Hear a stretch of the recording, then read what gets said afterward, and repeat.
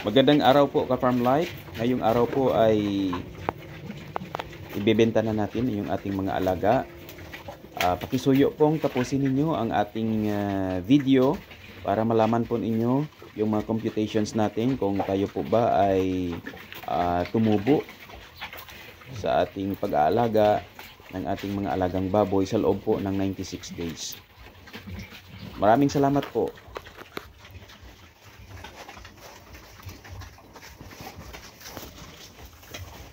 Ang totoo po ka-Farm Life, ang healthy po ng ating mga alaga, hindi po tayo gumagamit ng mga antibiotics.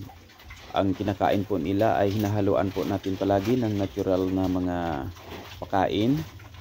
Kaya tingnan po ninyo mga ka-Farm Life, maganda po yung kanilang mga pangangatawan.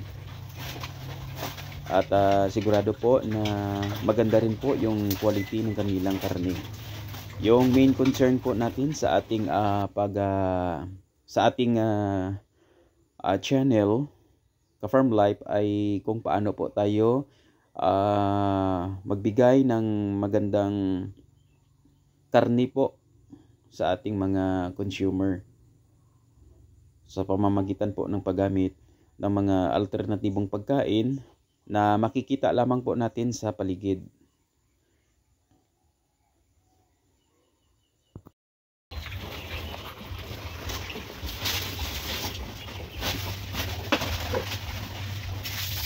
Yun, mulberry leaves yan. Farm Life. Oh.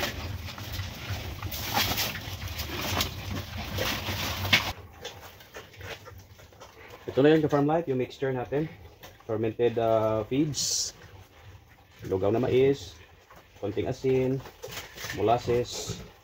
Pinaghalo-halo pa natin. Ito po, ganado po silang kumain. Ngayong araw po, Farm Life, ay ibibenta natin yung ating mga alagang baboy. Ika 96 days po nila ngayon. Ang ating mga alaga. Nice. Move. Why naman ito? Ano man? Pinama ko yung stop na ko. Farm Life, dito na tayo sa timbangan. Bababa na yung ating mga alaga. Tingnan natin mamaya kung ilang kilo ba to. 88 ka-Farm Life, yung isa.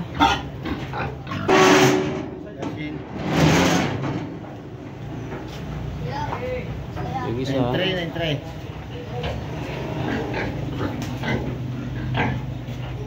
93.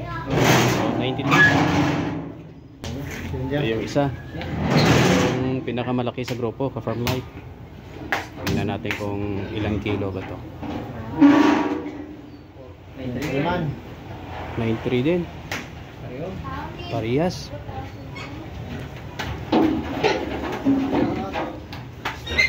88, 93, 93. Yung isa siguro yung pinakamaliit sa grupo.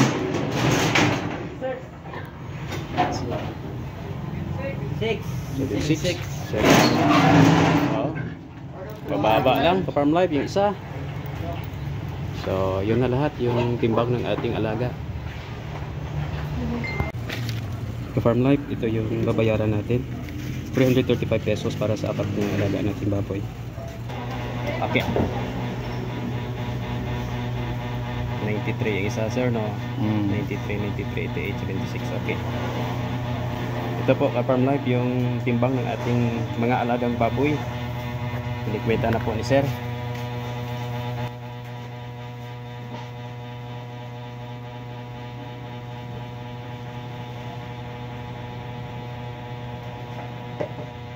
Buo lang tabi po, hindi ko kamrot mayad ba? Pero na 40. 49,320. Okay.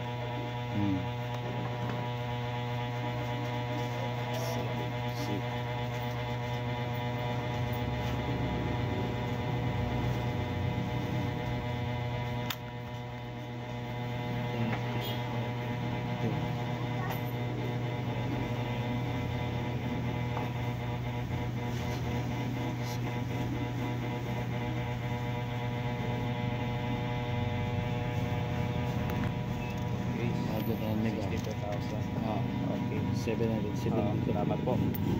Ito na po, ka-Farm Life. yung apat na baboy natin ay nagkakahalaga ng 62,772.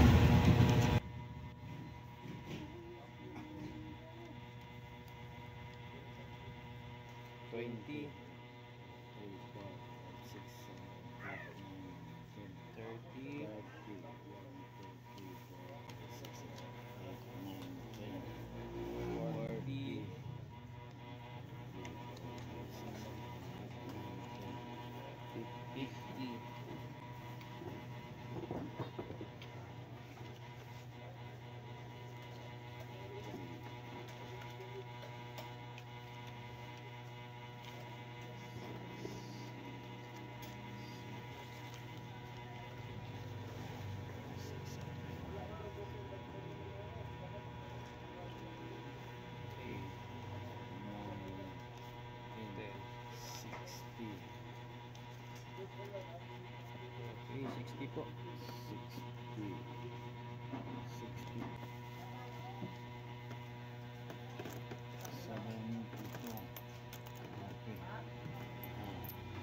Okay, ito na po, ka-farm life. Kompleto. 62,772. Ito na po yung presyo ng ating apat na baboy. Maraming salamat po, sir. Okay. Farm life. Pagkatapos po ng 96 days, ito na po yung resulta ng ating pag-aalaga ng fatteners. Sa apat na heads po, sa edad na 96 days, ito po yung mga expenses natin. Yung commercial feeds po na nagamit natin, ito po, hog starter pellets, 4.5 bags, at 1,935 per bag. Ito po yung amount niya, 8,707. Hog grower pellets, gumamit po tayo ng 4 na bags at 1,865 equals 7,460. Yung darak ng mais na inihalo po natin sa ating commercial feeds, gumamit po tayo ng 3 bag at yung amount po per sack ay 1,170 equals 3,510.